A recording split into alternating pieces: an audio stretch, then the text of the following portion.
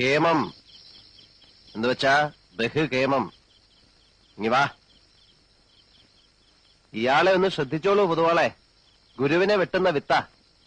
വിരല് മുറിച്ച് ദക്ഷിണായി വാങ്ങേണ്ടതരാ. എന്താ ആരുടെ മുഖത്തൊരു തെളിച്ചയില്ലായ്മ?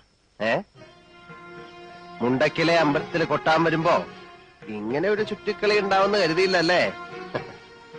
മംഗലശ്ശേരി മാധവമേനോന്റെ മകൻ കാണണ്ട എന്ന് പറയുന്നത് കാണൂ, കേൾക്കരുതെന്ന് പറയുന്നത് കേൾക്കൂ. അതാ പ്രകൃതം. എന്താ ചെയ്യാ, അങ്ങനെ ഒരു ജന്മം. സത്യം പറഞ്ഞ ഒട്ടും പ്രതീക്ഷിച്ചില്ല. കേട്ടിട്ടേ ഉണ്ടായിരുന്നുള്ളൂ. ഇങ്ങനെ ഒന്ന് പരിചയപ്പെടാൻ കഴിഞ്ഞത്. കേട്ട കഥകളെല്ലാം ഭക്ഷണമായിരുന്നു അല്ലേ?